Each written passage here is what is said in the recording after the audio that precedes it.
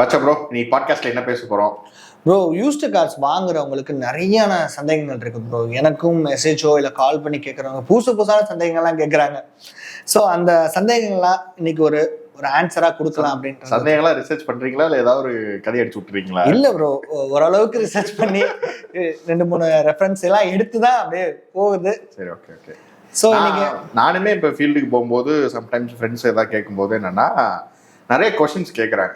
முன்னாடி இல்லாத கொஸ்டின், முன்னாடி என்ன வண்டி எடுக்கலாமா, இவ்வளோவா ஓடி இருக்கு அப்படின்லாம் கேட்பாங்க. ஆனால் இப்போ என்னன்னா புரியாத கொஸ்டின்ஸ், அது மீன் தெரியாத கொஸ்டின்ஸ் நம்ம இருந்தாலும் அந்த ஆங்கிள் யோசிச்சிருக்கே மாட்டோம். அந்த மாதிரி கொஸ்டின்ஸ்லாம் நிறைய சர்வீஸ் ரிலேட்டிவாகவே நிறைய கொஸ்டின்ஸ் கேட்குறாங்க. நானுமே நிறைய இது பண்ணியிருக்கேன். ஸோ அதை இப்போ நம்ம ஒரு லிஸ்ட்டாக எடுத்திருக்கோம். அதில் இல்லை நம்ம அந்த லிஸ்ட் எடுத்தோம்னா மேபி உங்கள் சப்ஸ்கிரைபர்ஸ்க்கும் யூஸ்ஃபுல்லாக இருக்கும்னு நினைக்கிறேன். அதை நான் 1 by 1 கேட்குறேன். நான் எனக்கு தெரிஞ்ச கேள்விக்கு கண்டிப்பாக நான் உங்களுக்கு பதில் சொல்கிறேன் ப்ரோ. தாராளமா. Okay bro. ஃபர்ஸ்ட் கொஸ்டின் என்னன்னு பார்த்தீங்கன்னா, நிறைய பேர் வந்து ஃபர்ஸ்ட் டைம் பையரா இருக்காங்க. ஃபர்ஸ்ட் டைம் பையரப்போ அவங்களுக்கு டிரைவிங், நிறைய பேருக்கு எப்படின்னா இப்போ சில பேருக்கு டிரைவிங் தெரிஞ்சிருக்கும். ஏன்னா இப்போ ஃபாரின்ல ஏதாவது கார் ஓட்டிட்டு இருப்பாங்க, இல்லை உள்ளூர்ல ஃப்ரெண்ட்ஸ் கார் அதை ஓட்டிட்டு இருப்பாங்க. ஆனா எனக்கு காரே ஓட்ட தெரியாது, நான் ஃபர்ஸ்ட் டைம் பையரு. ஆனா எனக்கு புது கார் வாங்குறது பயமா இருக்கு. ஏன்னா அந்த காரை வாங்கி தான் கத்துக்க போறேன். கரெக்ட். அப்போ வந்து என்னால பட்ஜெட் வந்து அதிகமா ஸ்பெண்ட் பண்ணி அதை கத்துக்க முடியாது. நான் ஒரு 1 லட்ச ரூபாக்குள்ள நிறைய கார்ஸ் இருக்கு, அதை வாங்கி கத்துக்கிட்டு அதுக்கப்புறம் அந்த காரை விற்கலாமாங்கிற கொஸ்டின்ஸ் நிறைய பேர் என்கிட்ட கேட்டாங்க. ஸோ இதுல உங்க ஒப்பீனியன் எப்படி இருக்கு? இதுல என்னோட ஒப்பீனியன் என்னன்னா, நீங்க கார் கத்துக்க தான் போறீங்க, அதை எடுத்து நம்ம லாங் டிரைவ் பண்ண போறது இல்லை. ஒரு சேஃப்டியான இடத்துல வச்சு நம்ம கத்துக்க தான் போறோம் அப்படின்னா நம்ம 1 லட்ச ரூபாய்க்கு கீழே கார் ப்ரிஃபர் பண்ணலாம் ப்ரோ. ஏன்னா என்னை பொறுத்த வரைக்கும் பர்சனலா 1 லட்ச ரூபாய்க்கு கீழே கார் வாங்க வேணாம்னு தான் நான் சொல்லுவேன். ஆனா கத்துக்கிறவங்களுக்கு வந்து பாத்தீங்கன்னா 1 லட்ச ரூபாய்க்கு கீழே இருக்க கார் இதுல இருக்க மேஜரான டவுட் என்னன்னா, எனக்குமே வரதுன்னா 1 லட்ச ரூபாய்க்கு வாங்குறப்போ வண்டி ஒண்ணு ரொம்ப ஓல்டா இருக்கும். இன்னொரு விஷயம் அதுல ஏதோ அதாவது வயசு அதிகமா இருக்கணும், இல்ல பிரச்சனை அதிகமா இருக்கணும். ஏதோ ஒரு விஷயம் அதிகமா இருக்கப்போ வண்டியோட விலை கம்மியா வரும். அப்ப கத்துக்கணும்னு இருக்கவங்க இத ப்ரிஃபர் பண்ணலாமா இல்ல பண்ணவே கூடாதா? ஏன்னா இல்ல ப்ரோ, ப்ரிஃபர் பண்ணலாம். கத்துக்கிறவங்கன்ற போது மேஜரா நம்ம பார்க்க வேண்டிய லிஸ்ட் இருக்கும்ல. இன்ஜின் எப்படி இருக்கு, பிரேக்கிங் எப்படி இருக்குன்றது, ஆர்சி புக் சம்பந்தப்பட்டது, ஆர்டிஓ சம்பந்தப்பட்ட ஆர்சி புக்ல வரக்கூடிய இஷ்யூஸ் எல்லாம் கரெக்டா இருக்கான்றது செக் பண்ணா மட்டுமே போதும். ஏன் அப்படின்னா நம்ம பிளான் பண்ணிக்கணும். நம்ம சிட்டிக்குள்ள தான் டிரைவ் பண்ண போறோம், கத்துக்க தான் போறோம் அப்படின்னா 1 லட்ச ரூபா கீழே எடுத்துக்கலாம். ஏன் அதை பெனிஃபிட்டா சொல்றேன் அப்படின்னா, இப்போ ஒரு 60,000 ரூபாய் 70,000 ரூபாய்க்கு ஒரு கார் பர்ச்சேஸ் பண்றோம்னு வச்சுக்கோங்களேன். இன்கேஸ் நம்ம அதை ஓட்ட தான் பழக போறோம், அதுல நிறைய ஆக்சிடென்ட் ஃபேஸ் பண்ணலாம், ஃபேஸ் பண்ணாமலும் இருக்கலாம், பண்ணலாம். ஏன்னா கத்துக்க தானே போறோம். உரசலாம் அது மாதிரி இருக்கலாம். நம்ம புது காரை வாங்கி அந்த எக்ஸ்பெரிமெண்ட்டை பண்ணி பார்க்கறது ரொம்ப ஒரு கஷ்டமான விஷயம். இல்லை இப்போ என்னன்னா, என் டவுட் என்னன்னா, இன்னும் மேஜர் டவுட் என்னன்னா, அந்த 1 லட்ச ரூபாய் கார் வாங்கும்போது sometimes may or may not be break down ஆகிறதுக்கு சான்சஸ் ஜாஸ்தி இருக்கும். மேபி இஃப் இன் கேஸ் ஏதாவது ப்ராப்ளம்ஸ் இருந்தாலும் சொல்றேன், அந்த டைம்ல அவங்களால அதை ஃபேஸ் பண்ண முடியுமா? ஏன்னா ஒரு எக்ஸ்பீரியன்ஸ்டு பர்சன்னா நீங்க ஓட்டிட்டு போறீங்க, இல்லை நான் ஓட்டு போறேன்னா மேபி ஏதாவது ஒரு ஹெல்ப் வந்து நம்ம எடுக்க முடியும், இல்லை வந்து நம்மளே வந்து ஓரளவுக்கு ஏதாவது மேனேஜ் பண்ணி அடுத்த பிட் ஸ்டாப் போயிட முடியும். பட் அந்த மாதிரி விஷயங்களை நம்ம எப்படி அணுகிறது? ப்ரோ, நம்ம ஃபர்ஸ்ட் சூஸ் பண்ற காரை அதுக்கான கண்டிஷன் உள்ள காரா எடுத்துக்கணும். போயிட்டு நம்ம 1 லட்ச ரூபாய்க்கு கீழே ஒரு 7 சீட்டடோ அந்த மாதிரி வெஹிக்கிள்லாம் நான் சொல்லலை. ஒரு ஆல்டோ, ஒரு ஜென்னு, அந்த மாதிரி ஒரு லோயர் கேட்டகரியில இருக்கக்கூடிய காரை நம்ம சூஸ் பண்ணிக்கிட்டோம்னா ஒரு ஃபர்ஸ்ட் சர்வீஸ்லாம் பண்ணி அந்த கண்டிஷன்ஸ் எல்லாம் கரெக்டா இருக்கான்றத பார்த்துக்கணும். பார்த்துட்டு நம்ம எடுக்கிறோம் அப்படின்ற பட்சத்துல எல்லா காருமே வந்து பிரேக் டவுன் ஆகும்னு நம்மளால சொல்ல முடியாது. 1 or 2 கேஸ் நடக்கும், அதுக்கு நம்ம அதை ப்ரிடிக்ட் பண்ண முடியாது. பட் ஆனா அப்படிப்பட்ட கார் எடுக்கிறோன்றதுல என்ன பெனிஃபிட் அப்படின்னா, நம்ம அடுத்து புது கார் தான் வாங்க போறோம். அவங்க ஒரு 6 months இல்லை ஒரு 1 year, மேக்ஸ் 6 monthsல நல்லாவே கத்துக்கலாம். ஸோ 6 months கத்துக்கிட்டு கொடுக்குறாங்கன்னா ஒரு எக்ஸ்சேஞ்ச்லயுமே சரி அந்த கார் ஒரு நல்ல ரேட்டுக்கு போறதுக்கு சான்சஸ் இருக்கு. இப்போ ஒரு 70,000 ரூபாய்க்கு வாங்குறாங்கன்னா ஒரு 60,000 50,000 ரூபாய்க்கு நம்ம ஏன்னா கத்துக்கிட்டோம், ஏன்னா அந்த 6 months ப்ராஃபிட்டபிளா இருக்கும். இல்ல நம்ம அதை ஒரு ரொம்ப ஒஸ்டான கார் தான் அடிச்சு கத்துக்கிட்டப்பா அப்படின்னா ஸ்கிராப்ல போட்டா கூட 50% அவங்க இன்வெஸ்ட் பண்ண அமௌண்ட்டை அதுல கிடைச்சிடும்.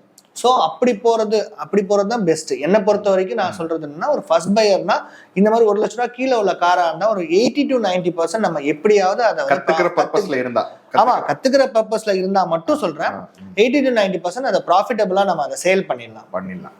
ஓகே, இப்போ மேஜரா ப்ரீ ஓன்ட் கார்ஸ் போறது எல்லாருக்குமே ஒரு ரூட். அதாவது புது கார் போறப்ப கூட இப்போ புது கார் நீங்க வந்து டீசல் கார்ஸ் எல்லாமே குட்டி கார்ஸ்ல வந்து நிறுத்திட்டாங்க. பெரிய செக்மெண்ட்ஸ்க்கு போயிடுச்சு எல்லாமே. ஆனா அந்த ப்ரீ ஓன் செக்மெண்ட்ல இருக்க மேஜரான டவுட் என்னன்னா, பெட்ரோல் கார் போறதா டீசல் கார் போறதா? அதுதான். ஏன்னா இப்ப நம்மள்ட்ட ஒரு ஓல்டு சேயிங் இருக்கு என்னன்னா, ரொம்ப அதிகமா ஓட்டலனா நீங்க வந்து டீசல் கார் வாங்காதீங்க, பெட்ரோல் கார் வாங்குங்க. ஏன்னா நீங்க ரொம்ப நாள் கழிச்சு ஸ்டார்ட் பண்ணீங்கன்னா அதுதான் அதிகம் இஷ்யூ வரும் அப்படிங்கிற மாதிரி தான் சொன்னாங்க. அதுக்கப்புறம் டெக்னாலஜி சேஞ்ச் ஆயிடுச்சு. எனக்கு தெரிஞ்ச அந்த மேஜர் இஷ்யூ வரதில்லை. பட் இருந்தாலும் அந்த டவுட் இருந்துகிட்டே இருக்கு, நம்ம பெட்ரோல் வாங்குறதா டீசல் வாங்குறதா செகண்ட் ஹேண்ட் காசை பொறுத்த வரைக்கும். என்னை பொறுத்த வரைக்கும் பர்சனலான பெட்ரோல் கார் தான் ப்ரோ ப்ரிஃபரன்ஸாக சொல்லுவேன். ஏன்னா டீசல் காரில் நிறைய விஷயங்களை நம்ம பார்த்து வாங்குற மாதிரி இருக்கும். டர்போ ஆகட்டும், நிறைய விஷயங்கள் அதில் வரும். அதை நம்ம நிறையா இதை பார்த்து வாங்குற மாதிரி இருக்கும். ஃபர்ஸ்ட் ஒரு நல்ல, அதாவது பட்ஜெட் தான் ப்ரோ, அதுவும் மெயின் விஷயம் சொல்லலாம். நம்ம என்ன பட்ஜெட்குள்ளே எடுக்கிறோன்றது, ஒரு ரீசனபிள் பட்ஜெட் கொடுத்து எடுக்கிறோம். ஒரு 5 lakhs ஸ்பெண்ட் பண்ணுறோம்னு வச்சுக்கோங்க, ஒரு எக்ஸாம்பிள் சொல்கிறோம். 5 lakhs ஸ்பெண்ட் பண்ணுறோன்னா ஒரு டீசல் கார் நம்ம எடுக்கலாம். ஏன்னா 5 lakhsக்கு ஒரு நல்ல கார் வரும். ஆனால் ஒரு 3 lakhs தான் என்னோட பட்ஜெட், அதில் டீசல் கார் போகிறத நான் ப்ரிஃபர் பண்ண மாட்டேன் ப்ரோ. அதில் பெட்ரோல் கார்ஸ் தான் நிறைய கார்ஸ் நல்ல கார்ஸாக இருக்கும். டீசல் காருன்றது 3 lakhsக்குள்ளே வருதுன்னா அது நிறைய விஷயங்களை நம்ம நிறைய நோட் பண்ணி எடுக்கிற மாதிரி இருக்கும். Okay okay okay bro. அப்புறம் வந்து என்ன விஷயம்னா, இப்போ ப்ரீ ஒன்னை பொறுத்த வரைக்கும் ரொம்ப லோ ரேட்ல போறோம் அப்படின்னா மேக்ஸிமம் அது வந்து ஒரு 12 to 15 years வரைக்கும் வந்துடுது டைம். ஆமாம்மா, டைம் இல்லாம இல்லவே இல்லை. ஸோ இப்போ நான் எடுக்கும் போதே என்னோட மைண்ட் செட், அதாவது ஒரு கஸ்டமரோட மைண்ட் செட் எப்படி இருக்கும்னா, இப்போ ஒரு 12வது வருஷம் 13வது வருஷம் எடுக்கணும், இன்னொரு 2 வருஷத்துல அவங்க வந்து எஃப்சி முடிஞ்சிடும், ஆர்டிஓக்கு போகணும், எஃப்சி ரினியூவல் பண்ணணும் அப்படிங்கிற ஒரு விஷயம் இருக்கு.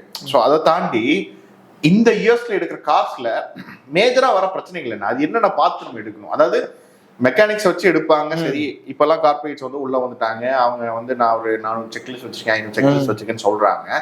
அதை தாண்டி நான் ஒரு கார் ஓனர் ஆக போறேன், எனக்கு இந்த விஷயங்கள்லாம் நீங்க ஆக போறீங்க, இந்த விஷயங்கள்லாம் பேசிக்கா பார்த்துக்கிட்டீங்கன்னா வண்டியோட ஓரளவுக்கு 50% கண்டிஷனா உங்களாலே வந்து ஒரு ப்ரெடிக்ட் பண்ண முடியும். அப்படின்னா என்னென்ன விஷயங்கள் நம்ம பார்க்கறது மேஜரா பாத்தீங்கன்னு வச்சுக்கோங்களேன் ப்ரோ. ஒரு 15 வருஷம் கார்னா, நம்ம ஒரு 12-13 வருஷம் கார்னா கண்டிப்பா நம்ம எடுத்து எஃப்சி பண்ற மாதிரி தான் இருக்கும். ஆனா எஃப்சிக்குன்னு போகும்போது எல்லாருமே யூஸ்வலா என்ன பண்ணிடுவாங்க, ஒரு இன்ஜின் செக் பண்ணிடுவாங்க, ஒயரிங் இஷ்யூஸ் இருக்கா, இல்லை ஸ்மோக் வருதா, அது மாதிரிலாம் செக் பண்ணிடுவாங்க. ஆனா இன்ஜின் சேசஸ், அடியில வரக்கூடிய சேசஸ், ஃப்ளோர்ல வரக்கூடிய சேசஸ், அதாவது பாத்தீங்கன்னா இப்போ ஆடியோ கிட்ட போகுதுன்னு வச்சுக்கோங்களேன், இன்ஜின்ல இருக்க சேஸ் நம்பர் அவங்களுக்கு மேட்டர் இல்லை, இன்ஜின் நம்பர் அவங்களுக்கு மேட்டர் இல்லை, பாடியில இருக்க சேஸ் நம்பர் ரொம்ப முக்கியம். அதுலதான் ரெஸ்ட் இருந்து ஒரு 2 நம்பர் தெரியலன்னா அதை ரெஜிஸ்டர் பண்றது. இப்போ ரீசெண்டா என்னோட ஃப்ரெண்டோட கார் அதை ரெஜிஸ்டர் பண்றதுக்குள்ள போதும் ஆயிடுச்சு. வண்டி ரொம்ப சூப்பரா இருக்கு, தெளிவா இருக்கு, ஒரு நல்ல பட்ஜெட்ல எடுத்துட்டாங்க, நம்பர் தெரியல. ஆனா அந்த சஸ்பென்ஷன் மோல்ட் ஆன இடத்துலதான் அந்த நம்பர் இருக்கும், அந்த இடம் மட்டும் ரெஸ்ட் ஆயிடுச்சு. ஸோ ஒரு 4 நம்பர் இல்லை. ஸோ அப்புறம் ஆர்டிஓ கிட்ட ரொம்ப இது பண்ணி ரெக்வஸ்ட் பண்ணி ஃபைன் அமௌண்ட் பே பண்ணி அதுக்கப்புறம் அந்த இதை எடுத்து கடைசியா ஆர்டிஓ வந்து பேலன்ஸ் இருக்க அந்த நம்பரையாவது பத்திரமா வச்சுக்கோங்க, ஸ்ப்ரே பெயிண்ட் பண்ணி பத்திரம் படுத்திக்கங்க, இல்லைன்னா நீங்க இன்னொரு பார்ட்டிக்கு சேல் பண்றீங்கன்னா அந்த வண்டியை வாங்க முடியாது. கடைசி செகண்ட் ஓனர் தான், ஃபர்ஸ்ட் ஓனர் அவங்க கிட்ட அதுவுமே 12 to 13 years ஆன கார் தான். செகண்ட் ஓனர் தான் பர்ச்சேஸ் பண்ணாங்க, ஒரே ஓனர் தான் நல்ல கண்டிஷனா மெயின்டைன் பண்ணி இருந்திருக்காங்க. இல்ல இப்ப என்னன்னா இந்த இந்த இந்த ரெஸ்ட்ங்கிறது இருக்குல்ல, இந்த ரெஸ்ட் ப்ராப்ளம் எதனால வருது? ஆக்சுவலா மேபி சீஷோர்ல இருந்தா அது அரிப்பு தன்மை இருக்குன்னு பேசிக்கா சொல்லுவாங்கன்னு கேள்விப்பட்டிருக்கோம். அப்படிலாம் கிடையவே கிடையாது. நம்ம சீஷோர்ல தான், அதாவது சென்னை இந்த கடலோரமா இருக்க இடத்துல இருக்கிறதுல தான் வந்து இந்த பிரச்சனை வரும்லாம் கிடையாது. தஞ்சாவூர்ல எங்க கடல் இருக்கு, தஞ்சாவூர்ல ஓடின வண்டி தான் அது. நம்ம யூஸ் பண்ற வாட்டர்ஸ்லயுமே வந்து ரெஸ்ட் ஆகிறதுக்கான ப்ராப்ளம் நிறைய இருக்கும். அது இல்லாம வந்து சில கார்ல சில இடத்துல ட்ரைனேஜுக்குன்னு ஸ்பேஸ் இருக்கும். உதாரணத்துக்கு பாத்தீங்கன்னா டோரோட பேட்லயோ ஃப்ரண்ட் வைப்பர்ல வந்து உள்ள போற மாதிரி இருக்கும், அதுல ஏதாவது இலை போய் அடைச்சுக்கிறது இஷ்யூ இருக்கும், நம்ம அதை கவனிக்க மாட்டோம். அது என்ன ஆகும் அப்படின்னா, நாள்பட்டு அந்த இடத்துல தண்ணி தேங்கியே ஃபர்ஸ்ட் லேயர் ஆஃப் பெயிண்ட்டை உரிச்சிடும்.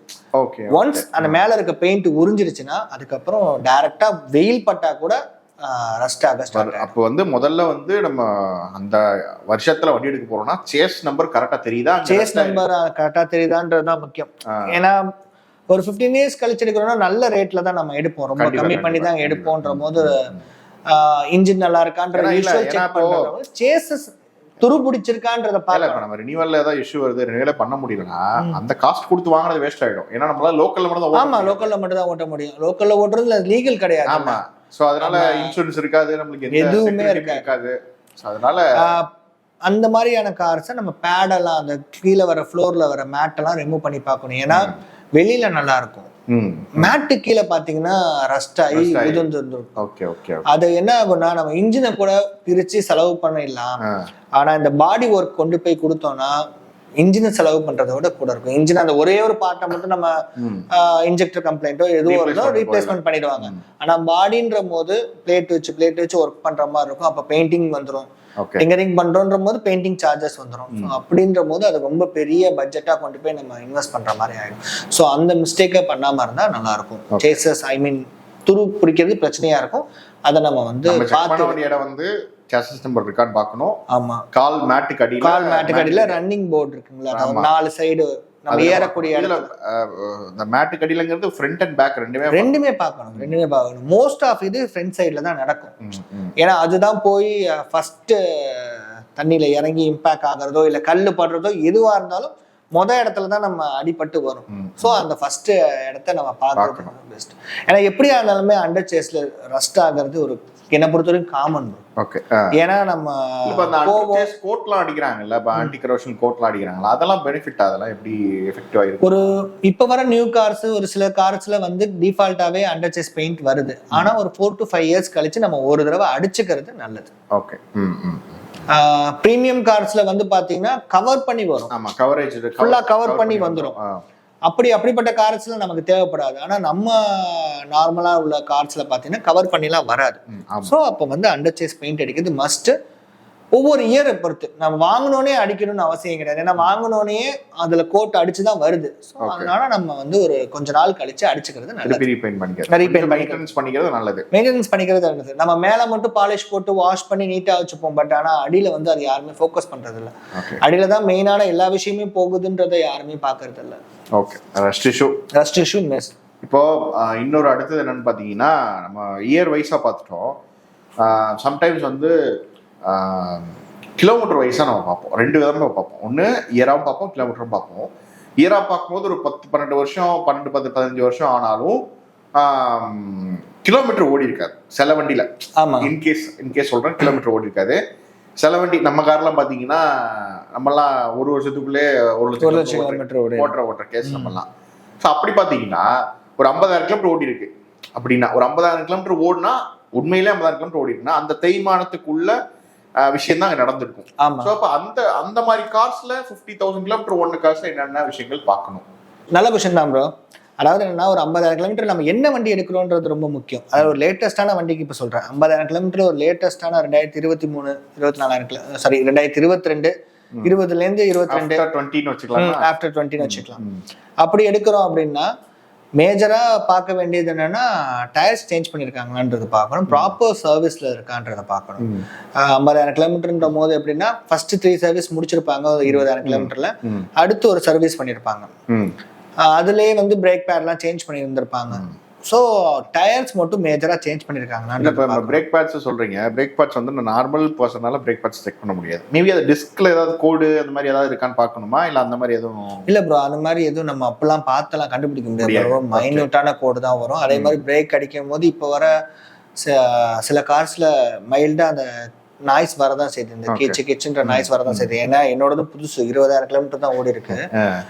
நேற்று பிரேக் அடிக்கிறதான் கீச்சன் சத்தம் வருது. கொண்டு போய் சர்வீஸ் சென்டர் கொடுத்தா பிரேக் பேட் நல்லா இருக்குன்றாங்க. ஸோ அந்த டஸ்ட்னால கூட சவுண்டு வரும். ஆனா டயர்ஸ் தான் மேஜரா. 50,000 கிலோமீட்டர் ஓட்டி இருக்காங்கன்னா கண்டிப்பா டயரை மாத்திருக்கணும். அப்படி மாத்தலைன்னா அது பட்டனே இருந்தாலும் அது வந்து அதோட இயரை தாண்டிடுச்சு, வயசு முடிஞ்சிடுச்சு. ஸோ வந்து நம்ம எடுக்கிறோன்ற போது அந்த டயர்ஸுக்கான விஷயங்களை பார்த்து மேனுஃபேக்சர் இயர்ஸ் இருக்கும், அதுல எக்ஸ்பைரி டேட் இருக்கும். நம்ம அதெல்லாம் பார்த்து தான் எடுக்கணும். பேட்டர்ன் வந்து மேட்டரே கிடையாது. அப்போ 1 லட்சம் ஓடி இருக்குன்னா கார் அதுக்கு எவ்வளவு? 1 லட்சம் கிலோமீட்டர் ஓடி இருக்குன்னா இதுல 2 விஷயமா பார்க்கணும், 3 கூட பார்க்கலாம். Manual, automatic, petrol or diesel. ஓ, 50,000 நம்ம டிரான்ஸ்மிஷனா பார்க்க வேணாம். பட் 1 லட்சம் போகும்போது மேனுவலா டிரான்ஸ்மிஷனா இருந்தா மேனுவல் ஆட்டோமேட்டிக் ரெண்டு விஷயம். மேனுவலா இருந்தா பெட்ரோல் வெஹிக்கிளா இருந்தா கியர் பாக்ஸ் ஆயில் வந்து சேஞ்ச் பண்ணிருக்காங்களான்றத சர்வீஸ் ஹிஸ்டரியில பார்க்கணும். சரி, ஓகே. அப்படி சேஞ்ச் பண்ணல அப்படின்றத நம்மளால பார்த்து தெரிஞ்சுக்க முடியாது. ஆனா இது ஒரு விஷயம் மேஜரா இருக்கும். அதே மாதிரி பெட்ரோல் வெஹிக்கிள்ல மேனுவல்ல பாத்தீங்க அப்படின்னீங்கன்னா பெல்ட் கம்ப்ரஸருக்கு வரக்கூடிய பெல்ட், டைமிங் செயின், இது எல்லாமே பார்த்துருக்காங்களான்றது பார்க்கணும். சஸ்பென்ஷன் மோஸ்டா பார்த்துருக்கலாமான்னு பார்க்கணும். ஏன்னா 1,00,000 கிலோமீட்டர்ஸ்ல ஒன்று சஸ்பென்ஷன் ரொம்ப சாஃப்டா இருக்கும், இல்ல ரொம்ப ஹார்டா இருக்கும். அதெல்லாம் சேஞ்ச் பண்ணிருக்காங்களான்றது, சஸ்பென்ஷன் சேஞ்ச் பண்ணிருக்காங்களான்றது நம்மளால பார்க்க முடியலனாலும் பேனட் ஓபன் பண்ணி அந்த மவுண்ட் இருக்கு பாத்தீங்களா, அதுல வந்து தெரியும் ஓல்டு சஸ்பென்ஷன், அதாவது அது மட்டும் தனியா கலரா தெரியும், கலரா தெரியும். ஸோ அதெல்லாம் வந்து ஓட்டாமலே நம்ம பார்த்து தெரிஞ்சுக்கலாம். மற்றபடி ஓட்டும் போது சஸ்பென்ஷன் ஹார்டா இருக்கான்றது டிரைவ் பண்ற எல்லாருக்குமே தெரியும். இதே வந்து ஆட்டோமேட்டிக் டிரான்ஸ்மிஷன் போறோம்னா ரொம்ப கேர்ஃபுல்லா நம்ம பார்த்து எடுக்கணும். அதாவது நான் சொல்றது dual clutch mechanism, DCT gear box இருக்கு பாத்தீங்களா, அதுல வந்து கியர் பாக்ஸ்ல ஏதாவது லீக்கேஜ் இருக்கான்னு, அது லைஃப் டைம் ஆயில் கியர் பாக்ஸ்னு சொல்லுவாங்க. பட் ஆனால் 1,00,000 கிலோமீட்டர்ஸ்க்கு ஒன்ஸ் நம்ம மாத்துறது வந்து ப்ரிஃபரபிள் தான். அதை அதுல வந்து மற்ற இந்த கார்ல பாத்தீங்கன்னு வச்சுக்கோங்களேன், manual transmission petrol vehicle diesel வெஹிக்கிள்ல பாத்தீங்கன்னா கிளட்ச் பிளேட்டு தான் போயிருக்க சான்சஸ் இருக்கு மாத்தணும். இதுல பாத்தீங்கன்னா கிளட்ச் டூயல் கிளட்ச் பிளேட்டா, அந்த கிளட்ச் பிளேட் மட்டுமே ஒரு 20,000 to 30,000 ரூபாய் வரும் ஒவ்வொரு காரை பொறுத்து. ஓகேங்களா, இதே ஆயிலை பொறுத்து 20,000 to 40,000 ரூபாய் வரைக்கும் ஆயில் காஸ்டே வரும். இல்ல இப்ப என்ன டவுட்னா, இப்ப இந்த விஷயங்கள் எல்லாம் கண்ணால பார்த்து கண்டுபிடிக்கிற வாங்கினதுக்கு அப்புறம் இதுல பிரச்சனை வந்துச்சுன்னா என்ன பண்றது? இதை வந்து சர்வீஸ்ல ஃபர்ஸ்ட் நம்ம எடுக்கும் போது இந்த அதாவது 1,00,000 கிலோமீட்டர் கம்பல்சரி ஒரு சர்வீஸ் வரும். அதுதான் மேஜரான சர்வீஸ். இதே வந்து மாருதி ப்ராடக்டா இருந்துச்சுன்னா ஒரு 30,000 ரூபாய் அந்த சர்வீஸ் காஸ்ட் வரும். 30,000 to 35,000 ரூபாய் சர்வீஸ் காஸ்ட் வரும், டிபெண்ட்ஸ் ஆன் மாருதியில எந்த கார்ன்றதை பொறுத்து. இதே இப்ப ஸ்கோடா அந்த மாதிரி பிரீமியம் கார்ஸ்க்கு போறோம் அப்படின்னா அது ஒரு 50,000 to 60,000 ரூபாய் அந்த சர்வீஸ் காஸ்ட் வரும். அது அந்த சர்வீஸ் கம்பெனியில் நடந்திருக்கான்றதை நம்ம செக் பண்ணிக்கணும். இல்லைன்னா நான் எப்பவுமே சொல்றதுதான், ஒரு யூஸ்டு கார்ஸ் வாங்குறோம்னா நமக்கு தெரிஞ்ச லோக்கல் மெக்கானிக், நமக்கு ஃப்ரெண்டா இருக்கவங்க இப்படி இருப்பாங்க, ஃப்ரெண்டோட ஃப்ரெண்டு, அந்த மாதிரி மெக்கானிக்கை கூட்டு போய் ட்ரஸ்டான ஒரு மெக்கானிக்கை கூட்டு போய் நாம பார்த்து வாங்குறது தான் பெஸ்ட். சின்ன சின்ன டிப்ஸ் சொல்லலாம், ஆனா மேஜரா என்ன பிரச்சனைன்றது மெக்கானிக்கால தான் கண்டுபிடிக்க முடியும். இதுல வந்து பாத்தீங்கன்னா நம்ம சர்வீஸ் ஹிஸ்டரியில பார்க்கும்போது இந்த 1,00,000 கிலோமீட்டர் சர்வீஸ் நடந்திருக்கான்றது நம்ம வேணா செக் பண்ணிக்கலாம். சர்வீஸ் செக் பண்ணிட்டு அதுல வந்து அதுல அந்த விஷயங்கள்லாம் சர்வீஸ்ல இல்லைன்னா நம்ம அதை டிப்ரிசியேஷன் பண்ணி வாங்குறதுக்கு ட்ரை பண்ணணும். இல்லைன்னா அதை கேட்கணும், என்ன ஏன் இல்லைன்ற கண்டிஷன்ஸ் வந்து மேபி அது நல்லா இருக்கு அதனால வேணாம்னு சொல்லிட்டாங்களா, அது என்ன ரீசன்றதை நம்ம கேட்டு தெரிஞ்சுக்கணும். ஏன்னா இதுல வந்து நிறைய ஏஎம்டிங்கிற பட்சத்துல ஏஎம்டி டிசிடி ஓகே, ஏஎம்டி அப்படிங்கிற பட்சத்துல ஏஎம்டின்ற பட்சத்துல வந்து உங்களுக்கு வந்து சிங்கிள் கிளட்ச் தானே வரும். சோ அது வந்து அது மேனுவல், நீங்க ஏஎம்டி வந்து மேனுவல் வண்டி மாதிரி தான் கன்சிடர் பண்ணிக்கலாம். நான் சொல்றது டிசிடி கியர் பாக்ஸ் தான் சொல்றேன். ஏன்னா அதுதான் வந்து உங்களுக்கு பாத்தீங்கன்னா ஆயில்ல இருந்து எல்லாமே எப்படி சிவிடி வந்து உங்களுக்கு வந்து மேஜரா இஷ்யூஸ் வராது. பட் ஆனா ஒன்ஸ் கை வச்சா அதுவுமே காஸ்ட்லியானது தான் வரும். சிவிடில கார் நமக்கு கொஞ்சம் கம்மியா தானே இருக்கு. மார்க்கெட்ல காசு ரொம்ப கம்மி, கார்ஸ் ரொம்ப கம்மியா தான் இருக்கு சிவிடில. ஸோ இப்போ அடுத்தது பார்த்தீங்கன்னா நான் ஒரு 5,00,000 ரூபாய்க்கு பட்ஜெட் வச்சிருக்கேன். அது வந்து நான் ஒரு 5 years வரைக்கும் யூஸ் பண்ண போறேன். ஓகே, ஸோ அப்போ நான் எந்த மாதிரி காசை ப்ரிஃபர் பண்ணலாம்? 5 years யூஸ் பண்ண போறீங்க, ஒரு 5,00,000 ரூபாய்க்கு கார் பார்க்கலாம்னு இருக்கீங்க. அப்படியா இருந்தா கொஞ்சம் லேட்டஸ்டான காரா பார்க்கணும். லேட்டஸ்டான காருன்னு வரும்போது என்னன்னா, எக்ஸாம்பிள் சொல்றேன், எப்ப பார்த்தாலும் நம்ம மாருதியை பத்தி சொல்ற மாதிரி தான் இருக்கு. ஏன்னா அதுதான் நிறைய இருக்குன்றனால சொல்றேன். ப்ரீ ஓன்ல விலை ரொம்ப அதிகமா இருக்கு இப்போ சொல்ல போனா. இப்போ அதுல பாத்தீங்க அப்படின்னா நம்ம மாருதியில ஷிஃப்ட், அதாவது ஷிஃப்ட்ல டாப் மாடல்ஸ் கண்டிப்பா அந்த பேஸுக்கு வரவே வராது. அதே மாதிரி டீசல் இன்ஜினும் 5 lakhsக்கு ஒரு டீசல் இன்ஜின் கிடைக்குமானா கிடைக்கிறது. Super diesel engine, super diesel engine. But ஆனா 5 lakhs கிடைக்க மாட்டேங்குது. புது கார் ரேட்டுக்கு சொல்றாங்க, புதுசு பேஸோட கார் காஸ்ட்டுக்கு சொல்றாங்க. பட் ஆனா எப்படி கிடைக்குன்னா ரிக்ஸ்ன்ற பாருங்க, செலீரியோ, ஆல்டோ அந்த மாதிரியான கார்ஸ் கிடைக்கும். நான் 5 lakhs பட்ஜெட் கீழே உள்ள சொல்றேன். அந்த மாதிரி ஒரு புது காரை எடுத்துக்கிறது பெஸ்ட். ஏன் அப்படின்னா நம்ம ஒரு 5 வருஷம் இதுல வந்து இக்னிஷுமே போலாம். இக்னிஷ் வந்து ஒரு நம்ம நல்ல கார் தான், ஆனா அதை வந்து அண்டர்ரேட்டடா ஆக்கிட்டாங்க. ஸோ வந்து இக்னிஷ் வந்து எனக்குமே இக்னிஷ் ரொம்ப பர்சனலா பிடிக்கும். நான் ப்ரிஃபர் பண்ணி கேட்குறாங்கனாலுமே இக்னிஷை தான் சொல்லுவேன். ஏன்னா அது ஒரு 1.2 liter அதோட பவரும் அதே மாதிரி அதோட ஸ்டெபிலிட்டிலாம் பார்த்தீங்கன்னா நல்லாவே சூப்பராக இருக்கும். வண்டி நல்லா ஆக்சுவலாக. ஆமா, ரிக்ஸ் இது பண்ணிட்டு இக்னிஷா கொண்டு வந்தாங்க. Okay okay. அப்போ மாருதி அதாவது டாட்டால போற மாதிரி இருந்தா டாட்டால என்ன காரு? டாட்டால பஞ்ச் போலாம். அந்த பட்ஜெட் ப்ரோ நான் சொல்றது என்னன்னா ஒரு 7 lakhsக்கு வரக்கூடிய காரை ஒரு 5 lakhsக்கு எடுக்கிறோம்னா நல்ல டீலா இருக்கும். அதை விட்டுட்டு 5 lakhsக்கு போயிட்டு ஒரு 5 வருஷம் யூஸ் பண்ணணும்னு சொல்லிட்டு போய் 7 seaterல மகேந்திரால போய் நம்ம உழுவுறோம்னு வச்சுக்கோங்களேன், அது வந்து ஒரு மேஜரான தப்பா இருக்கும். ஏன்னா தப்பு மீன்ஸ் என்னன்னா 5 லட்ச ரூபாய்க்கு அந்த கார் வருதுன்னு வச்சுக்கோங்களேன், அதுல கொஞ்சம் கம்ப்ளைண்ட்ஸ் இருக்க தான் செய்யும். ஏன்னா அது 10 லட்ச ரூபா 12 லட்ச ரூபா கார். ஸோ லேட்டஸ்டா வருது, அதுவும் 5 லட்ச ரூபாய்க்கு வருதுன்னா அது நம்ம வந்து கம்ப்ளைண்ட்ஸ் இருக்கும். ப்ரோ இப்போ என்ன ஒரு விஷயம்னா மெக்கானிக் தாண்டி நம்மளுக்கு டிரைவர் அண்ணா யாராவது இருப்பாங்க, அவங்களை யாராவது தெரிஞ்சுப்பாங்க, அவங்க எக்ஸ்பீரியன்ஸ் வச்சு. ஸோ அந்த ஐ மீன் எக்ஸ்பீரியன்ஸ் டிரைவர்ஸ் அண்ணா இருப்பாங்க, அவங்க சொல்ற சஜஷன்ஸ்ல நம்ம கார் எதுவும் ப்ரிஃபர் பண்ணலாமா ப்ரோ? ஆனால் இதுக்கு இந்த கேள்வி ஓகே ரைட். ஏன்னா இதுவுமே எனக்குமே பெரிய கேட்டாங்க, என்னோட ஃப்ரெண்டு அண்ணன் இருக்காங்க, அவங்க இந்த கார் நல்லா இருக்குன்னு சொல்றாங்கன்னு சொல்லிட்டு.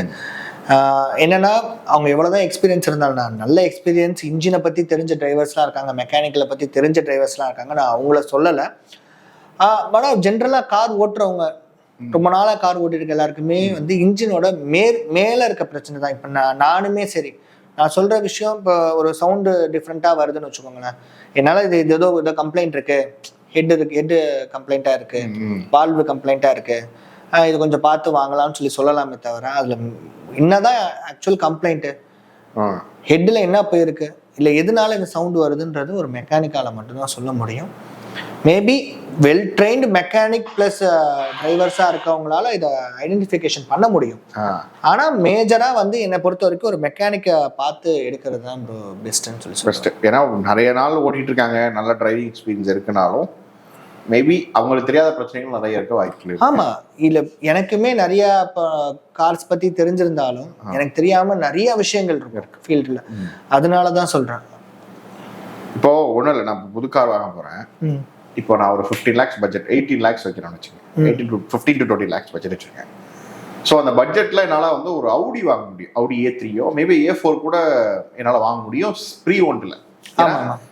ப்ரீமியம் கார்ஸை பற்றி ரொம்ப கம்மியான பட்ஜெட்ஸ்ல இப்போ நிறைய கிடைக்குது நம்மளுக்கு. ஆமா ஆமா. ஸோ அந்த மாதிரி நான் ப்ரிஃபர் பண்ணலாம். ஏன்னா நான் வந்து லக்ஸரியா நான் கொஞ்சம் டிராவல் பண்ணலாமே அப்படிங்கிறப்போ ஃபர்ஸ்ட் பையரா தான் கேட்குறேன் நான். ஏன்னா இப்போ ஒரு புது கார் வாங்க போறேன், அந்த புதுக்காரை வந்து நான் ஒரு கரெக்டா வாங்க போறேன்னு வச்சுங்களேன், மேபி ஒரு 20 lakhs வருது, அதுக்கு பதிலாக நான் ஒரு Audi A4 A3 ப்ரிஃபர் பண்ணலாமா அந்த மாதிரி ப்ரீமியம் கார்ஸ்? ப்ரோ ஃபர்ஸ்ட் பையரா இருந்தா ப்ரிஃபர் பண்றது வேணாம் ப்ரோ. நம்ம ஆல்ரெடி ப்ரீமியம் கார்ஸ் நீங்க வச்சிருக்கீங்கன்னா பர்ச்சேஸ் பண்ணிக்கலாம். ஓகே. ஏன் அப்படின்னா, ஏன் இப்படி இதை சொல்றேன்னா, ப்ரீமியம் கார்ஸ் வச்சிருக்கவங்களுக்கு தெரியும் அதோட சர்வீஸ் காஸ்ட் எவ்வளவு வரும்னு சொல்லிட்டு. ஸோ ஒரு 20 லட்ச ரூபா, அதாவது கிட்டத்தட்ட 70-80 லட்ச ரூபா காரை நம்ம 20 லட்ச ரூபாய்க்கு வாங்க போறோம். அதுவும் 2 வருஷம் 3 வருஷம் பழைய மாடல் தான் வாங்க போறோம், ரொம்ப ப்ரீமியமா, அதுவும் கிலோமீட்டர்ஸும் கம்மியா தான் ஓடி இருக்கும். ஏன்னா நீங்க ப்ரீமியம் கார்ஸ் எடுத்துக்கிட்டீங்கனாலே மேக்ஸ் வந்து பாத்தீங்கன்னா ஒரு 50,000 கிலோமீட்டர் தான் ஓடி இருக்கும். 1 லட்சம் கிலோமீட்டர் ஓடின கார்ஸ்லாம் ரொம்ப ரேரு. அப்படி அந்த 1 லட்சம் கிலோமீட்டர் ஓடின கார் ரொம்ப ரேட் சீப்பா கிடைக்கும். பட் ஆனா அப்படி எடுக்கிறோன்ற போது என்னன்னா, நம்ம கிரிட்டாவோட கம்பேர் பண்ணீங்கன்னு வச்சுக்கோங்களேன், கிரிட்டாக்கு டயர் வந்து பாத்தீங்கன்னா ஒரு 10,000 ரூபா வருதுங்களா ஒரு டயர். ஆனா இதே வந்து பென்ஸோ BMW போனீங்கன்னா 20,000 to 25,000 ரூபா வரும். இதுலயே டிஃபரன்ஸ் வந்துடும். பிரேக் பேட் 2,000 ரூபா வருதா, அங்க 10,000 ரூபா வந்துடும். இன்சூரன்ஸ்லாம் ரொம்ப ஹெவியா இருக்கும். நம்ம ஐடி வேல்யூவை கம்பேர் பண்ணி இன்சூரன்ஸ் போடுறோன்ற போது இன்சூரன்ஸுமே ரொம்ப ஹெவியான காஸ்ட்டுக்கு வரும். அதனால ஃபர்ஸ்ட் பையரா இருந்தா ப்ரீமியம் கார்ஸை, நான் ஒரு 10 லட்ச ரூபா இல்லை 5 லட்ச ரூபாய்க்கு ஒரு கார் வாங்க போறேன், அதுக்கு பதிலாக இந்த காரை வாங்கலாம்னா என்னை பொறுத்த வரைக்கும் அப்படி வாங்குறது தவறு தான். ஆனா ஆல்ரெடி நம்ம ப்ரீமியம் கார்ஸ் வச்சிருக்கேன், நான் ப்ரீமியம் கார்ஸ் லிஸ்ட்ல வச்சிருக்கேன், சரி 10 லட்ச ரூபாய்க்கு ஒரு யூஸ்டு கார்ஸ் வாங்கினா அவங்களுக்கு தெரியும் என்ன இஷ்யூ வரும்ன்றது தெரியும். இஷ்யூ வரும். பட் மெயின்டெனன்ஸ் காஸ்ட் கூட இல்ல, நமக்கு மெயின்டெனன்ஸ் கம்பல்சரி. ஒரு சைடு மிரர் பீட்டா கூட நமக்கு மாத்துறது ரொம்ப கஷ்டமா இருக்கும், ரொம்ப கஷ்டம். சர்வீஸ் காஸ்டே வந்து இல்ல. ரீசெண்டா கூட நான் ஒரு சினாரியோ ஒன்று தெரிஞ்ச என்னன்ட்ட A4 இருக்கு ஆக்சுவலி, அவரோட ஹெட்லைட் வந்து ஒரு சைடு உடஞ்சிருச்சு.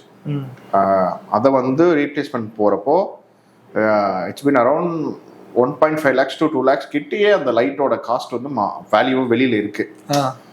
அவங்க வந்து ஒரு 1 லட்ச ரூபாய் வச்சுக்கோங்க, அவ்வளவு கூட வேணாம், 1 லட்ச ரூபாய் வச்சுக்கோங்க. அந்த 1 லட்ச ரூபாய் கொடுத்து அந்த லைட்டை வாங்கி மாட்டி தான் அந்த வண்டியை ஓட்டணுங்கிற அவசியமே அவங்களுக்கு படலை. ஏன்னா அவங்க வந்து ஒரு இந்த மாதிரி ஒரு சின்ன செக்மெண்ட்ல எடுக்க வேண்டிய விலையில ஆடி வந்தனால ஆடி எடுத்துட்டாங்க. ஆனா அந்த லைட்டை 1 லட்ச ரூபாங்கிறது நம்ம காரெல்லாம் லைட் அடிபட்டுச்சுன்னா 10,000 ரூபாய் 15,000 ரூபாய் முடிஞ்சிடும் அதிகபட்சம் அவ்வளவு. ஆமா அவ்வளோ நம்ம மாத்திட்டு ஏதோ சரி ஓகே முடிஞ்சிச்சு அப்படின்னு சொல்லிட்டு போயிடுவோம். ஆனா அங்கெல்லாம் போறப்போ அது 1 லட்ச ரூபா வருது. ஆமாம் ப்ரோ, இது வந்து நீங்க ஆக்சிடென்ட்டுக்கு சொல்றீங்க, நான் வந்து சர்வீஸ் ரெடியாவே சொல்லவா. சஸ்பென்ஷன் ஒரு குறிப்பிட்ட பீரியட்ல மாத்தணும். அந்த ஏரோமேட்டிக் சஸ்பென்ஷனா, ஸோ அந்த சஸ்பென்ஷன் பார்த்தீங்கன்னா 2 லட்ச ரூபா 3 லட்ச ரூபா வரும். Even 1 suspension. ஸோ 4 சஸ்பென்ஷன் மாத்துறதா இருந்தா அவ்வளவுதான். வாங்கின காசுக்கு மேல சஸ்பென்ஷன் மாத்துற மாதிரி எத்தா ஓட்டலாம், ஆனா சர்வீஸ் கொடுத்துட்டே இருக்கணும். ஆமா, சர்வீஸ் கொடுத்துட்டே இருக்க மாதிரி. ஸோ பிரீமியம் கார்ஸ் வச்சிருக்கவங்க அதை அஃபோர்ட் பண்ணிப்பாங்க, அவங்களுக்கு தெரியும். காசு இருந்தா வாங்க. ஆமா, அதை அப்படி ஓப்பனா சொல்ல முடியாதுன்றதால சொல்றேன். இல்ல ஏன் சொல்றேன்னா அப்புறம் வாங்கிட்டு வருத்தப்படக்கூடாது. சீரியஸா வாங்கிட்டு வருத்தப்படுறது ரொம்ப இதுவா இருக்கும். அப்புறம் இன்னொரு விஷயம் என்னன்னா, டீபோர்டு காசு நம்ம வாங்கலாமா? ஏன்னா டீபோர்டு வந்து நிறைய போடும். டீபோர்டு பத்தி சொல்ல வேண்டிய அவசியம் இல்லை. ஏன்னா அவங்களுக்கு ரெகுலரா ஓட்டிக்கிட்டே இருக்கவங்க அந்த மாதிரி காசை நம்ம ப்ரிஃபர் பண்ணி வாங்கலாம். அப்படி டீபோர்டு கார்ஸை ஓன் போர்டா சரண்டர் பண்ணி வாங்கலாமான்னு கேக்குறீங்க? இல்ல, ரெண்டுமே தான். டீபோர்டா வாங்கி டீபோர்டு ஓட்டுறவங்களும் இருக்காங்க. மேபி அவங்களுக்கு அந்த ரேட்டு கரெக்டா வருது, ஓகே. ஓன் போர்டு வாங்குறாங்கல்ல, சரண்டர் பண்ணி ஓன் போர்டா. சில பேர் கீபோர்டு சரண்டர் பண்ணி ஓன் போர்டா வச்சிருப்பாங்க. ஆனா அந்த வண்டி நல்ல ஓன வண்டியா இருக்கும். ஸோ அந்த மாதிரி வண்டிகளை ப்ரிஃபர் பண்ணலாமா ப்ரோ? இதுவுமே ஒரு 2-3 வருஷம்குள்ள இருக்க வண்டியா இருந்தா, சரண்டர் வண்டியா இருந்தா வாங்கலாம். ஏன்னா அது வந்து இனி ஏதாவது ஃபினான்ஷியல் இஷ்யூக்காக தான் அந்த வண்டியை அவங்க வந்து சேல் பண்றதா இருக்கும். பட் ஆனால் ஆக்சிடென்ட் டேமேஜாகவும் இருக்கும், அதை நம்ம செக் பண்ணிக்கணும். மேஜரா வந்து ஒரு 2 வருஷத்துல விற்கிறாங்க ஒரு டீபோர்டு வண்டியா இருந்தா அது 90% ஃபினான்ஷியல் ப்ராப்ளமா தான் இருக்கும். அவங்க தப்பா சூஸ் பண்ணியிருப்பாங்க, தப்பான ஏரியால அந்த காரை கொண்டு போய் கொடுத்து ட்ரை பண்ணி இருந்திருப்பாங்க, அவங்களுக்கு பெருசா ஓடி இருந்திருக்காங்க. பட் ஒன்ஸ் நான் ஒரு 5 வருஷம் 6 வருஷம் ஓடி இருந்துச்சுன்னா கண்டிப்பா அது வந்து நிறைய கிலோமீட்டர்ஸ் ஓடி இருக்கும். நான் எல்லா டிரைவர்ஸுமே அகைன் சொல்றேன்னு நினச்சிக்காதீங்க, என்னோட ஃப்ரெண்ட்ஸுமே இருக்காங்க, சர்வீஸ் அவங்களால ப்ராப்பரா பண்ண முடியாது. சவாரி போயிருப்பாங்க, சர்வீஸ் டேட் வந்திருக்கும், டக்குன்னு போற இடத்துல பண்ணியே ஆகணுன்ற சுச்சுவேஷன் ஆயிருக்கும், வண்டி ஹீட் ஆயிருக்கும், டக்குன்னு கொண்டு போய் மெக்கானிக்ல கொடுத்து பார்க்குற மாதிரி இருக்கும், போய்கிட்டே இருக்கும், கிளச் பிளேட் ப்ராப்ளமா இருக்கும். ஜெனுவன் ஸ்பேர்ஸை நம்ம ஓன் வெஹிக்கிளாவே இருந்தாலும் நம்மளால அதை வந்து ஜெனுவன் ஸ்பேர்ஸா மாத்துறது கஷ்டம், அஃபோர்ட் பண்ண முடியாது. அஃபோர்ட் பண்ண முடியாதுன்றது ஒரு ரீசன். இன்னொன்று என்னன்னா, நம்ம போற இடத்துல போயிடும், பிரேக் டக்குன்னு போயிடும், கிடைக்காது. அப்போ லோக்கல் மெக்கானிக்ட வாங்கி போடுற மாதிரி இருக்கும். திருப்பி வந்து இப்போ நான் 2000 ரூபாய் பிரேக் பேடை அங்கே 1000 ரூபாய்க்கு மாத்திருப்போம், திருப்பி வந்து உடனே நம்மளால 2000 ரூபாய் பிரேக் பேட் மாற்ற முடியாது. ஏன்னா டோட்டல் 3000 ஆயிடும். அதை வச்சு நம்ம வியாபாரம் தான், பொழப்பு தான் வச்சு நடத்துறோம். அப்படின்ற போது என்ன ஆயிடும்னா, சரி இதுலயே ஓடட்டும் அப்படின்னு சொல்லிட்டு என்னன்னா, செகண்ட் குவாலிட்டி ஆஃப் ஸ்பேர்ஸ் நம்மளை மீறியே உள்ள வந்துடும். நம்ம வந்து பிளான் ஃப்ரெஷ்ஷாக தான் வச்சுக்கணும்னு இருப்போம், ஆனால் இன்கேஸ் அது மாதிரி நடக்க சான்சஸ் ஆகிடும். அதனால டீபோர்ட் பர்பஸ்க்காக வாங்குறவங்களுக்கு ஓகே. ஆனால் அதை சரண்டர் பண்ணி ஓன் போர்ட் பர்பஸ்க்காக வாங்குறோம்னா என்னை பொறுத்த வரைக்கும் வேணாம் தான் ப்ரோ சொல்லுவேன். அப்புறம் ஒன்றும் இல்லை, இப்போ என்னன்னா நிறைய பேர் டவுட், எனக்குமே அந்த டவுட் இருக்குன்னு சொல்லலாம். இப்போ ரிச்ட்டு, SX4, மேபி ஃபோர்ட் கார்ஸ், அந்த மாதிரி விஷயங்கள்லாம் நல்ல கார், ஆனால் ரீசேலே இருக்காது அந்த காருக்கு. ஆமா. ஸோ அந்த மாதிரி காசை ப்ரிஃபர் பண்ணலாமா ப்ரீ ஓன் வாங்கும்போது? கண்டிப்பா ப்ரிஃபர் பண்ணலாம் ப்ரோ. யூஸ்டு, அதாவது என்னன்னா, அந்த ஃபர்ஸ்ட் ஓனர் தான் வந்து ரீசேல் போலன்னு சொல்லி ஃபீல் பண்ணணும்.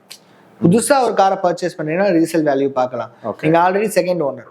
இப்போ ஒரு எக்ஸாம்பிளுக்கு எடுத்துக்கோங்க, ரிக்ஸ் ஆர் ஷிஃப்ட் சேம் தான், கிட்டத்தட்ட எல்லாமே சேம் தான். ஸோ ரிக்ஸ் வந்து ஒரு 3 லட்ச ரூபாய்க்கு, சாரி ரிக்ஸ் வந்து ஒரு 2 லட்ச ரூபாய்னா, ஷிஃப்ட் அதே ஷிஃப்ட் 3 லட்ச ரூபாய்க்கு வரும். ஆனா ஒரு வருஷம் கழிச்சு நீங்க விற்கிறீங்கன்னா, ரிக்ஸ் ஷிஃப்ட் பாத்தீங்கன்னா 3ன்றது 2க்கு வந்துடும், ரிக்ஸ்ன்றது 2லேருந்து 1க்கு வந்துடும். டிப்ரிஷன் பாத்தீங்கன்னா இந்த 1 லட்ச ரூபா தான். ஸோ நம்ம எடுக்கும் போதே கம்மி ரேட்ல தான் எடுத்திருப்போம். அதனால ரொம்பலாம் நமக்கு வந்து 2வது ஓனர்லேருந்து 3வது ஓனர் போறதுக்கு பிரச்சனை வராது. அதனால என்னை பொறுத்த வரைக்கும் அண்டர் ரேட்டட் கார்ஸ் இருக்குல்ல, யூஸ்டு கார்ஸ், அது நீங்க தாராளமா எடுக்கலாம். நீங்க டக்ஷன் கோலாம் எடுத்துக்கிட்டீங்கன்னு வச்சுக்கோங்களேன், அதெல்லாம் ரொம்ப கம்மியா வரும். அதெல்லாம் நல்ல கார் தான். மாருதினா கூட ஓகே, நீங்க சொல்லுங்க. ஃபோர்டு, ஃபியட்லாம் பாத்தீங்கன்னா கம்பெனி எக்ஸிட் ஆயிடுச்சு. இப்போ செவர்லே பாத்தீங்கன்னா எக்ஸிட் ஆயிடுச்சு. ஸோ அந்த மாதிரி கார்ஸ் இப்போ மார்க்கெட்ல நிறைய இருக்கு. எடுக்கலாமா? எடுத்தா ஸ்பேர்ஸ் அவைலபிலிட்டி தான் ப்ரோ பார்க்கணும். செவர் ஃபோர்ட்ல பாத்தீங்கன்னா நம்ம மோஸ்ட் ஆஃப் கார்ஸுக்கு ஸ்பேர்ஸ் அவைலபிலிட்டி கிடைக்குது. அதாவது ஃபிகோ, இந்த டைட்டானியம் மாடல் இப்போ லேட்டஸ்டா வந்தது பாத்தீங்களா, அதுங்களுக்குலாம், அந்த காருங்களுக்குலாம் ஸ்பேர்ஸ் அவைலபிலிட்டி இருக்கு. அதே மாதிரி செவர்லெட் எடுத்துக்கிட்டீங்கன்னா பீட்டுக்கு இன்ன வரைக்குமே ஸ்பேர்ஸ் அவைலபிலிட்டி இருக்கு. சில சில ஸ்பேர்ஸ் ஆல்டர் பண்ணி போட்டுக்கலாம் கொள்ளலாம். அந்த மாதிரி பார்த்தீங்கன்னா டவேராக்கு இன்னுமே ஸ்பேர்ஸ் அவைலபிலிட்டிஸ் இருக்கு. அது ஆல்ட்ரேஷன் ஒரு கட்டத்துல டவேராலாம் அவ்வளோ கார் பார்த்துட்டு ரோட்ல பெருசா பார்க்க முடியறது இல்லை. ஏன் ப்ரோ நீங்க குவாலிஸ்க்குமே ஸ்பேர்ஸ் அவைலபிலிட்டிஸ் இருக்குல்ல. குவாலிஸ்மே டவேராக்கு முன்னாடி அதுதான் ராஜாவா சுத்திட்டு இருந்துச்சு. அதை டிஸ்கண்டினியூ பண்ணாம இப்போ வரைக்குமே வச்சிருந்திருக்கலாம், இன்னும் நல்லா சேல்ஸ் போயிருக்கு. டொயோட்டோட ஸ்ட்ராட்டஜி ஒரு 10 இயர்ஸ் வந்து ஒரு ப்ராடக்ட் நல்லா போயிடுச்சு அப்படின்னா அதை நிறுத்திட்டா அடுத்தது தான். அதெல்லாம் இப்பதான் அந்த ரூல்ஸ் எல்லாம் வந்து அவங்க மாத்துறாங்க தவிர இனிஷியலா பாத்தீங்கன்னா அவங்க கட் பண்ணி தான் போடுவாங்க. ஆமா. ஸோ ஏன்னா இப்போ ஸ்கோடாலாம் எடுத்துக்கிட்டிங்கன்னா ஸ்கோடால விலை கம்மியாக வாங்க முடியும். பட் ஆனால் சர்வீஸ் காஸ்ட் நம்மளால் பேர் பண்ண முடியுமா? ஸ்பேர்ஸு இஷ்யூ வருமா? எப்படி ஸ்கோடா மாதிரியான ஸ்கோடா ஃபோக்ஸ்வேகனாக இருக்கட்டும், ஸ்கோடா ஃபோக்ஸ்வேகன் மாதிரியான கார்ஸ் வந்து யூஸ்டு கார்ஸில் நீங்கள் எடுக்கிறீங்கன்னா கம்பேரிட்டிவ் நீங்கள் என்ன பட்ஜெட்டில் எடுக்கிறீங்கன்றதை பொறுத்து ஒரு 5 லட்ச ரூபா 6 லட்ச ரூபாயில் எடுக்கிறீங்கன்னு வச்சுக்கோங்களேன். அந்த கார்ஸுக்கு வந்து பார்த்தீங்கன்னா நம்ம இந்தியன் மார்க்கெட்டில் இருக்கக்கூடிய கார் சொல்கிறேன், இது ஜெர்மன் மேக்கர். ஸோ இதில் என்னன்னா நீங்கள் மகேந்திரா போகலாம். 5 லட்ச ரூபா 6 லட்ச ரூபாய்க்கு சொல்லலை, சும்மா ஒரு உதாரணத்துக்கு நார்மலாக சொல்கிறேன். மகேந்திரா போகலாம், டாடா போகலாம், ஹுண்டாய் போகலாம், மாருதி போகலாம். ஏன் அப்படின்னா அவங்களுக்கு ஸ்பேர்ஸ் அவைலபிலிட்டிஸ் கம்மியாக இருக்கும், ஈஸியாகவும் கிடைச்சிரும், கொஞ்சம் பட்ஜெட்டாக அஃபோர்டபுள். ஏன்னா எங்கள் அண்ணன்ட்ட ஒரு போலோ ஒன்று இருந்துச்சு. அவனுக்கு என்ன ஆயிடுச்சுன்னா எங்கள் அண்ணனுக்கு வந்து பானட் இருக்குல்ல, பானட்டோட கேபிள் வந்து கட் ஆயிடுச்சு. அது 2 மாசம் ஆச்சு ப்ரோ அந்த போலோவுக்கு பானட் கேபிள் வாங்குறதுக்கு. உங்களுக்கு கிடைக்கவும் கஷ்டமா இருக்கும், பிரைஸும் கூட. அதாவது எங்க ட்ரை பண்ணாலுமே அந்த கேபிள் இல்லை. கம்பெனிலையும் ஆர்டர் பண்ணியாச்சு, வெளியிலையும் கேட்டாச்சு, இங்கேயும் கேட்டாச்சு, திருச்சிலையும் கேட்டாச்சு, சென்னையிலையும் கேட்டிருப்பான்னு நினைக்கிறேன். உடனே அந்த அவைலபிலிட்டி காசு கூட இருக்குங்கன்னா கூட கொடுத்து வாங்கிடலாம். நீங்க ஏதாவது ஒன்று வேணும்னா நம்ம ஓப்பன் பண்ணி அவன்லாம் இன்ஜினை. ஸோ அப்படிங்கிறப்போ பார்ட்ஸோட அவைலபிலிட்டி ரொம்ப கம்மியாக இருக்கும். ஆமாம், அந்த மாதிரியான இஷ்யூஸ் வரும். அதெல்லாம் ஃபேஸ் பண்ணிக்கிறாங்கன்னா நம்ம ப்ரீமியம் ஐ மீன் செகண்ட் ஹேண்ட்ல வந்து பார்த்தீங்கன்னா ஸ்கோடா அந்த மாதிரி. இன்னொரு விஷயம் என்னன்னா எனக்கு என்னன்னா இப்போ டீ போர்டில் நான் வாங்குறேன், சாரி டீ போர்டில் இல்லை, செகண்ட்ல ஒரு கார் வாங்கிட்டேன். ஓகே, செகண்ட் ஹேண்ட் காரு வாங்கிட்டு நான் நேம் ட்ரான்ஸ்ஃபர் பண்ணால் நான் 3rd ஓனர் ஆயிடுவேன். ஆமா கரெக்டா. ஆனால் நான் வந்து இந்த காரை ஒரு 5 மாசம் யூஸ் பண்ணிட்டு அப்படியே கொடுத்துட்டு புது கார் வாங்க போறேன். செகண்ட் ஓனர்லேயே ஓட்டலாமா நான், இல்லை 3rd ஓனர் கண்டிப்பாக மாற்றணும்? என்னை பொறுத்த வரைக்கும் 3rd ஓனர் கண்டிப்பாக மாற்றி ஆகணும் ப்ரோ. நீங்கள் 6 மாசத்துக்குள்ள ஏதாவது ஒரு ஆக்சிடென்ட்டோ இல்லை ஏதோ ஒரு விஷயம் நம்ம ஃபேஸ் பண்றோம்னு வச்சுக்கோங்களேன், அதுல வந்து மேஜரா நம்ம மாட்டிப்போம். ஏன்னா வாரண்டி கிளைம் பண்ண முடியாது, இன்சூரன்ஸ் கிளைம் பண்ண முடியாது, இதெல்லாமே இஷ்யூ ஆகி நின்றோம். அதே மாதிரி என்னன்னா இப்போ நீங்க செகண்ட் ஓனர் கார் எடுக்கிறீங்க, 3rd ஓனருக்காக யோசிச்சுக்கிட்டு அப்படியே இது பண்றீங்கன்னு வச்சுக்கோங்களேன். செகண்ட் ஓனர் நீங்க காரை பர்ச்சேஸ் பண்ணிருக்கீங்கன்ற ப்ரூஃபே நீங்க ரெஜிஸ்டர் பண்ணா மட்டும்தான். இல்லைன்னா அது வரைக்குமே அவரு தான் ஓனர், அவர்கிட்ட தான் எல்லா இதுவுமே இருக்கு. நீங்க ஆர்சி புக்கு சாவி கார் உங்ககிட்ட இருக்கலாம், நீங்க ரெஜிஸ்டர் பண்ணாதானே நீங்க ஓனர். அதனால மஸ்ட் அந்த ஒரு சின்ன டிப்ரிசியேஷனுக்காக பிளான் பண்ணி நம்ம ரெஜிஸ்டர் பண்ணாம ஓட்டுறது ரொம்ப பெரிய தப்பு ப்ரோ. அது மாதிரி பண்ணவே கூடாது. சப்போஸ் வந்து அந்த நான் எடுக்க போற ஒரு வண்டி எடுக்க போறேன், லோன்ல இருக்கு அந்த வண்டி அப்படின்னா அந்த வண்டியெல்லாம் எப்படி எடுக்கிறது? சரண்டர் பண்ணி இருக்குமா? இப்போ வந்து பாத்தீங்கன்னா எக்ஸாம்பிளுக்கு ப்ரோ ஒரு கொடாக்ல லோன் இருக்குன்னு வச்சுப்போம். ஸோ உங்ககிட்ட கொடாக்ல லோன் இருக்கு, நான் வந்து பர்ச்சேஸ் பண்றேன் அப்படின்னா ஒரு 5 லட்ச ரூபா லோன் இருக்கு, நான் ஒரு 5.5 லட்ச ரூபாய்க்கு நீங்க எங்கிட்ட காரை பை பண்ணிட்டு நீங்க செல் பண்ணிட்டீங்க, நான் வாங்கிக்கிட்டேன் அப்படின்னா நான் என்ன பண்ணணும்னா ஃபர்ஸ்ட் அந்த 5 லட்ச ரூபாய் போய் கொடாக்ல கட்டணும். நான் ரெடி கேஷா இருந்தா, நான் ரெடி கேஷ்ல வாங்குறதா இருந்தா ஃபர்ஸ்ட் 5 lakhs கொண்டு போய் கொடாக்ல கட்டிடணும். கட்டிட்டு என்ஓசி வாரத்துக்கு ஒரு டேட் இருக்கும், ஓகேங்களா? அந்த டேட்டை என்ன பண்ணா பேங்க்ல ஏன் வீட்டு அட்ரஸ்க்கு என்ஓசி கொடுத்துருங்க அப்படின்னு சொல்லி சொன்னோம்னா அவங்க அரேஞ்ச் பண்ணி கொடுத்துருவாங்க. என்ஓசி மட்டும் நமக்கு வர மாதிரியோ இல்ல பேங்க்குக்கு எப்போ வரும்ன்றத சொல்லிப்பாங்க, நம்ம போய் கனெக்ட் பண்ணிக்கலாம். ஏன்னா என்ஓசி இருந்தா தான் ரெஜிஸ்ட்ரேஷன் பண்ண முடியும். இது ஒரு ஆப்ஷன். பேலன்ஸ் 50,000 அவங்க கிட்ட கொடுத்துட்டு காரை நம்ம வாங்கிக்கலாம், எடுத்துக்கலாம், ஓகேங்களா? ஏன்னா இதுல வந்து ஃபைன் அமௌண்ட் இருக்கும், டிப்ரிசியேஷன் இருக்கும், அதெல்லாம் வந்து நம்ம ட்ரெஸ் பண்ணி அவங்க உங்கள்கிட்ட கொடுக்குறோம், நீங்க கட்டலைன்னா அது திருப்பி அது ரிஃப்ளெக்ட் ஆகிட்டே தான் இருக்கும் கார்ல. அதனால இப்படி பே பண்றது, ரெடி கேஷ்ல பண்றது ஒரு மெத்தட். இன்னொன்னு, நீங்களுமே லோன்ல போறீங்க, ரீஃபினான்ஸ் தான் போறீங்கன்னா பெஸ்ட் அந்த கொடாக்லேயே போய் லோன் அரேஞ்ச் பண்ணிக்கிறது. அப்ப நேம் ட்ரான்ஸ்ஃபர் ஆகிறதும் ஈஸி ஆயிடும். நீங்க 2வது ஓனருக்கு மாத்துறீங்க, இல்லப்பா நான் இப்போ கொடாக்லயே பண்றேன் அப்படின்னு வச்சுக்கீங்களா, சப்போஸ் பண்றேன் எனக்கு லோன் கிடைச்சிருந்தா அது அப்படியே எனக்கு மாத்திக்கலாம். ஆமா, எனக்கு வேற பேங்க்ல நல்ல டிரான்சாக்ஷன்ஸ் இருக்கு, எனக்கு லோன் தரன்றாங்கன்னா அப்போ நான் எப்படி பண்றது? அது ஒண்ணுமே பிரச்சனை இல்லை bro. So bank to bank அவங்க வந்து அக்கௌண்ட்டை க்ளோஸ் பண்ணி ட்ரான்ஸ்ஃபர் பண்ணிப்பாங்க. ஓகே, இப்போ கொடாக்ல பண்றீங்க அப்படின்னீங்கன்னா கொஞ்சம் வேலை ஈஸியா இருக்கும். ஒரே நாள்ல நடந்துடும். இப்போ கொடாக்ல இருந்து நீங்க வந்து இண்டஸ்இண்ட் பேங்க்குக்கு போறீங்க அப்படின்னீங்கன்னா இண்டஸ்இண்ட் பேங்க்ல லோன் அரேஞ்ச் பண்ணி அதை கொடாக்கு ரிலீஸ் பண்ணி கொடாக்ல இருந்து என்ஓசி வாங்கி இவங்க ஃபைல் பண்ணி அதுக்கப்புறம் ரெஜிஸ்ட்ரேஷன் கொடுப்பாங்க செகண்ட் ஓனருக்கு. கொஞ்சம் டிலே ஆகும். அந்த இன்வெஸ்ட்மெண்ட்லாம் முடிச்சு அவங்க கொடுப்பாங்க. பட் நீங்க காரை உடனே எடுத்துக்கலாம். நீங்க 2 நாள்லயே காரை நீங்க 2 பேரும் மாத்திக்கலாம். பட் ஆனா உங்களுக்கு இந்த ப்ராசஸ் வந்து கொஞ்சம் டைம் ஆகும். இந்த பேங்க்ல இருந்து அந்த பேங்க்குக்கு போகணும், திருப்பி அந்த பேங்க்குக்கு வரணும், அவங்க ரெஜிஸ்டர் பண்ணி இப்போ என்னன்னா எல்லாமே வந்து இப்போ செகண்ட் ஓனர் லோன்ல பண்றீங்கன்னா என்டாஸ்மெண்ட் பண்ணணும். ஸோ கண்டிப்பா அவங்க ரெஜிஸ்டர் பண்ணி தான் ஆர்சி புக் உங்க கையில கொடுப்பாங்க. ஸோ அந்த ஆர்சி புக் வரத்துக்கும் டிலே ஆகும். ஃபைனலா ஒரே ஒரு கொஸ்டின். சரி, என்னன்னா இந்த பம்பர் போடக்கூடாதுன்னு ரூல்ஸ் எல்லாம் வந்துருச்சு. இப்போ என்னன்னா என் கார்ல செகண்ட் கார்ல வந்து மேக்ஸிமம் இப்போதானே எல்லாமே வந்து ஸ்டாண்டர்டா 6 ஏர் பேக், ஸ்டாண்டர்டா 2 ஏர் பேக் இப்போதானே வந்திருக்கு. ஸோ நீங்கள் ஒரு 5 years பேக் போனீங்கன்னா அந்த ஸ்டாண்டர்டுங்கிற வார்த்தை கிடையாது. ஸோ அப்போ அந்த மாதிரி கார்ஸ் வாங்குறப்போ என் காரை நான் ரிவர்ஸ் எடுக்கும் போதோ இல்லை ஃப்ரண்ட்ல போகும்போதோ இடிச்சாலும் ரொம்ப டேமேஜ் ஆகாமல் இருக்கிறதுக்கு பம்பர்ஸ் வந்து போட்டே ஆகணும். ஏன்னா என்கிட்ட ஏர் பேக்ஸே கிடையாது. ஏன்னா ஏர் பேக்ஸ் ஏன் பம்பர் போடக்காக ரூல்ஸ் வந்துச்சுன்னா உங்களோட அந்த கிரம்பிள் ஜோன் வந்து பாதிக்கப்படும், அதனால ஏர் பேக்ஸ் வரது கஷ்டப்படும் அப்படிங்கிறதுனால பம்பர் போடக்கூடாது அப்படிங்கிற மாதிரி சொல்லியிருந்தாங்க. இப்போ என்கிட்ட ஏர் பேக்ஸ் கிடையாது. நான் வந்து அந்த பம்பரை போடலாமா? நீங்கள் அந்த பம்பரை யூஸ் பண்ணலாம் ப்ரோ.